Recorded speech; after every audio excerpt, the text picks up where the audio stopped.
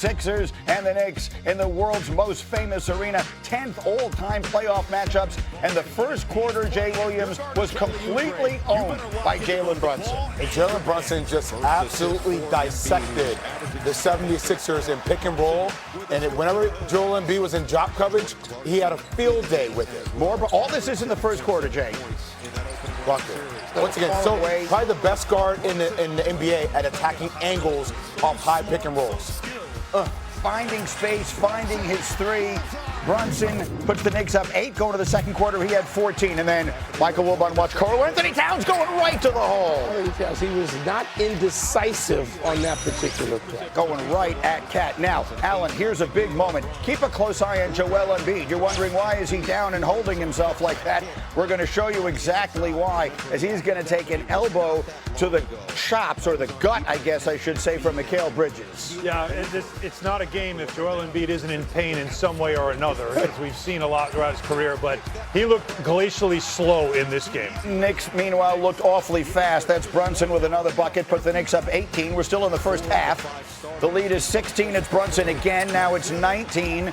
And then the final play of the first half. Oh, this was beautiful. 24 basketball. Points right here. Man. 27. 27 for Brunson. Look at Spike Lee fired up, plus the guy from SVU. Knicks up 23. Elliot Stabler. Come on now, Greeny. I was looking for favorite show. Yeah. Early third quarter, Sixers down 23. And now we're turning defense into offense. Okay, OG. Anunoby. Knicks by 25. Forced 19 turnovers last night. 7 minutes left. Karl Anthony Towns. He would score 17. Brunson would score 35. Knicks run away and hide. They are on a streak for the ages. Let's talk about that. The Knicks have been playing basketball now for 80 years. Their 2 largest playoff wins have now come in the last 5 days. 51 points and now 39 points. And over the last 4 games, they're winning by an average of 33 points. That is the largest by any team in any 4-game span in NBA playoff history. And Jay Will, what is the first thing you said to me when I saw you this morning? In my 18 years of doing television, I've never said this, but like last night, I thought was the best I've ever seen the Knicks look, and they felt like they were a team that can win an NBA championship. I've never said that about the Knicks before. I've never seen their ceiling both offensively and defensively as I saw last night. Now, I know quick turnaround for the 76ers. I know Joel Embiid, like you said, glacial pace on the floor. But that was also due to the strategy and scheme of Mike Brown and the way they played defensively.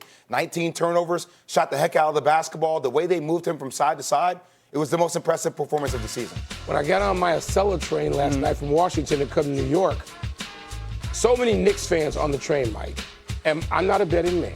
You can't find a betting commercial ad for me anywhere. I said Knicks by 30 minimum. More than one thing can be true, and I agree with everything Jay just said, but the 76ers were wiped, and you knew it. It's a game the Knicks had to win. They needed to win it big. They were going to win it big. It's the one game in that series where the Sixers had no chance. I got to Penn Station at halftime. I had a credential. I could have gone upstairs. It was plus 23. I'm like, no, I'm going to just go check in and watch SVU maybe. So, yes, the Knicks looked great. I don't know what it meant. Like, I get the package. I get the fact that they're playing really well. They had no resistance last night. We'll find out if they get any Wednesday. I suspect they will. Windman, how about it? So 2 Fridays ago, there was a situation where the Hawks were ahead in that series 2-1. And the Knicks had a film session, light workout in Atlanta. I don't know what happened in that film session, but they need to memorialize it because ever since then, they have been a completely different team. Their unity, their activity level, their togetherness has been markedly improved. Even as I talked to people in Atlanta, they said something happened at the start of Game 4. The team that showed up for Game 4 was different than the team that played the first 3 games in that series. It was as if a beast was awoken. And these last 4 games, the Knicks have been incredible, specifically offensively. 4 straight blowouts, 4 straight examples of tremendous execution. They had such a good game plan yesterday to attack Joel Embiid, and they came out with exact energy and following the game plan, everybody straight down the line. If they continue to play like this, the the sky is the limit.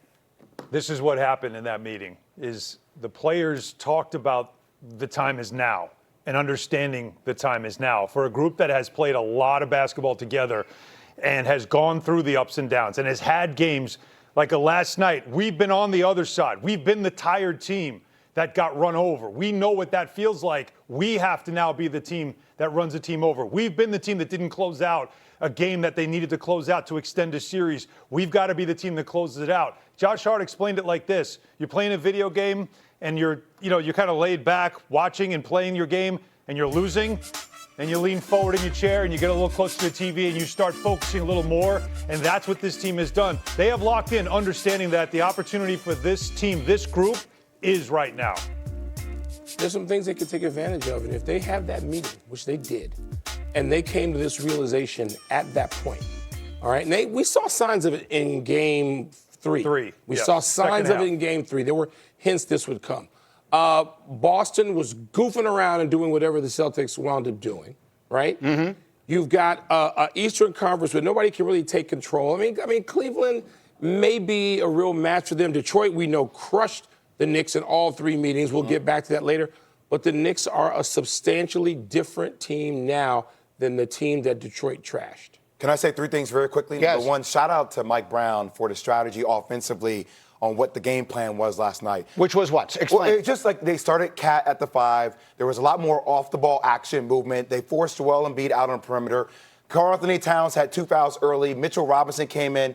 Shout out number 2 to Jalen Brunson, who attacked off ball screens. Every time that, Joel Embiid was in drop coverage, Jalen Brunson diced it up. And 3, but most importantly, shout out to Karl-Anthony Towns. Yep. Like St. Joseph's High School, Metuchen, New Jersey, my high school. I'm saying it, like, best player to come out of St. Joseph's High School, Metuchen. And last night, you said it, Mike, indecisive, attack mode. There was no thinking. There was no second guessing. Because Joel Embiid had to move around, when he caught the ball, it was catch, shoot, catch, attack. And that's the type of player you need Cat to be. And to build off of what Michael said about, Game 1, you're coming off of Game 7 for the Sixers. This was the time to jump on them. They had one day to cram and figure out this new offense. They haven't played each other since February 11th. So 2 different teams, right? But you also have to think, if you're the Sixers, you can't wait to get to Game 2. If you're the Knicks, you can't wait to get to Game 2 because you want to see, is this for real? These last couple of games, is this really what we've got? The other thing that the Knicks have done, and I think we've been touching on it here, but let's dive into it. Winman, I'll start with you because you've been around, the league at large for years, and in particular watch Golden State play. The Knicks, it feels to me, have completely changed the way they play offense, and they almost seem to do it like that. It's like in Game 3 of the Atlanta series, we play the same offense that we've always played, which is basically Jalen Brunson dribbling the air out of the ball and then finding a way to make a basket, and if not, they work it to someone else and they get a shot at the end of the shot clock, versus all of a sudden in the last 4 games, everyone is moving. I think it has to do with Towns controlling the ball as much as he has been. But whatever it is, I'm not comparing them to the Warriors because the Warriors did that probably better than anyone we've ever seen. But it has a little bit of a taste of that, and I feel like that's a big factor here.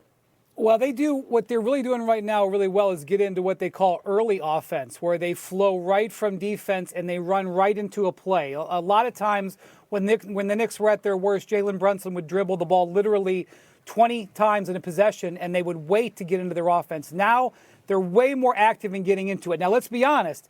It was still a lot of Jalen Brunson pick and roll last night. But Jalen Brunson has dominated the 76ers in the playoffs. I think he's averaging close to 40 points against them over the last 7 games they've played. So that is a good strategy.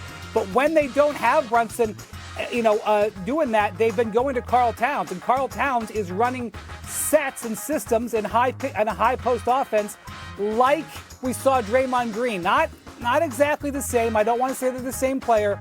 But some of the same stuff that you saw the Warriors run when Mike Brown was there, they are now running involving Karl Towns.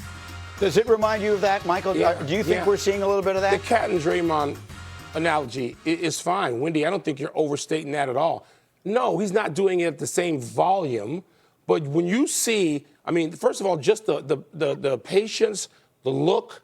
There were a couple of backdoor cuts and you thought, yes, you're watching Draymond Green get this to Steph or Clay on the move, early offense. So, yes, I don't think that's overstated. Question is, what's Philly going to do about How it? do you stop Well, it? I can tell you one thing. When Karl-Anthony Towns has the ball at the top of the key, you're not going to play with your hands down anymore, considering he's making passes right over the top. You got to be active out there. And on those ball screens, you got to find some way if you're Joel Embiid. Look, this whole series is going to test the endurance of Joel Embiid. Physically, mentally, defensively, because he's going to be in constant action. So I want to ask you to sort of wrap up just this part of the conversation. We got all morning to dive into all of these games. I'm not letting this crew get away from me for 1 second today. But I remember last Friday, I said to you, if you gave the Knicks truth serum and asked them who do they want to play, you said Boston because they're built to beat Boston. Yeah. I know that last night is maybe an outlier game for all the reasons that Michael outlined. But as I looked at the matchups last night, it felt favorable from the Knicks side of it based upon the Embiid side on the defense and everything else. What did you see last night as your position basically right next to the Sixers bench? Yeah, my spot at the Garden is always right next to the visitors' bench. That's where I am when I do sideline reporting, and I am throughout the playoffs. And what you see from the Sixers is early in that game, like they understood there was a couple of things they had to do. And number one was get the bigs in foul trouble. And Joel Embiid was very good at that in the first quarter. He drew early fouls on Towns and on Robinson, and that caused Mike Brown to have to bring in a third center who actually, Ariel Hukporti, played well. But Nick Nurse was in his bag, trying to find every combination he could find. They were fouling Robinson to get him to free throw line, mess up the offensive flow a little bit because he misses free throws. Nurse was doing everything he could until the third quarter when he realized that this is it. I've got to give my guys rest. And he pulled his 5 minutes to go in the third quarter. He basically pulled his main players and said, wave the white flag. Great.